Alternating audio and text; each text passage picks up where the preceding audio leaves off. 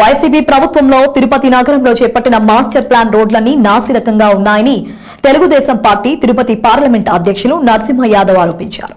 ఈ సందర్భంగా ఆయన మీడియాతో మాట్లాడుతూ మాస్టర్ ప్లాన్ రోడ్లన్నీ నాసిరకంగా ఉన్నాయని, ఇప్పటికే వాటికి సంబంధించిన పనులు పూర్తయిన నేపథ్యంలో వాటన్నిటినీ నిపుణులతో పరిశీలించి రోడ్ల నాణ్యతను పూర్తి స్థాయిలో చూసిన అనంతరం కాంట్రాక్టర్లకు బిల్లులు చెల్లించాలని, అదేవిధంగా స్మార్ట్ సిటీ పనులను, టీటీడీ పనులకు సంబంధించి చేపట్టిన నిర్మాణాల నాణ్యతను సైతం నిపుణులైన కమిటీ పరిశీలించాలని డిమాండ్ చేస్తూ అప్పటి వరకు కాంట్రాక్టర్లకు బిల్లులు చెల్లింపు చేయకూడదని పేర్కొన్నారు. ఈ కార్యక్రమంలో టీడీపీ నాయకులు, కార్పొరేటర్లు తదితరులు పాల్గొన్నారు.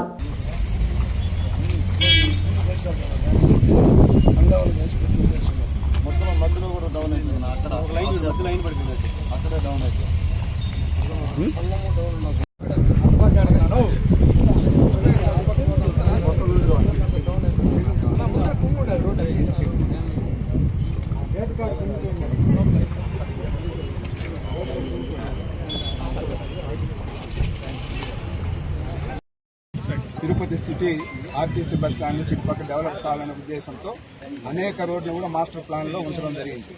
తదనంతరం ప్రభుత్వం పడిపోవడం, మళ్ళీ జగన్మోహన్ రెడ్డి అధికారంలోకి రావడం చూసాం. తర్వాత ఈ మాస్టర్ ప్లాన్ రోడ్లన్నీ కూడా హడావుడిగా చేయడం, ఏదో ఒక పద్ధతిగా డ్రైన్స్ కంప్లీట్ చేసి మళ్ళా ఈ రోడ్డుకి ఇరువైపులో కూడా ఏదైతే ఈ నడక దారికి సంబంధించి ప్లాట్ఫారమ్స్ అన్ని కూడా రెడీ చేసుకుని మళ్ళా రోడ్లు వేసింటే చక్కగా ఉండేటివి.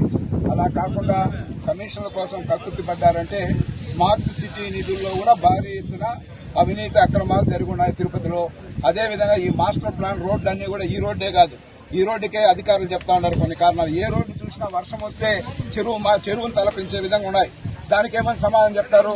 కాబట్టి ఈ రోడ్డు ఏదో కొంచెం దూరం చూసి ఇదేదో అటు ఇటు చెప్పడము, అదేదో డ్రిల్లింగ్ చేస్తా ఉన్నారు, పోతే కరెక్ట్ కాదు. ఖచ్చితంగా కూడా ఈ పేమెంట్లన్నీ కూడా ఇప్పుడు ఉన్న పేమెంట్లు అంటే యథావిధిగా ఆఫ్ చేయండి.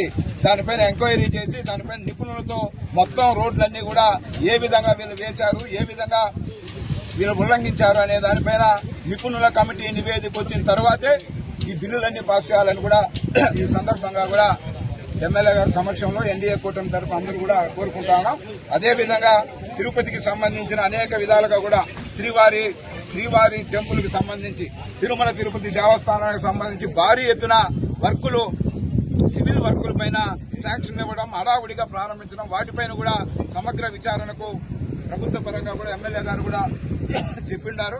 దానిపైన అంతా విచారణ చేపట్టిన తర్వాతనే ఈ పేమెంట్లు కానీ ఇవన్నీ టీటీడీ కానీ స్మార్ట్ సిటీ నిధులు కానీ మున్సిపాలిటీకి సంబంధించిన రోడ్స్ కానీ వీటన్నిటిపైన కూడా సమగ్ర విచారణ చేపట్టడం జరుగుతుందని కూడా ఈ సందర్భంగా కూడా తెలియజేస్తూ అధికారులు కూడా వాస్తవాలు చెప్పండి.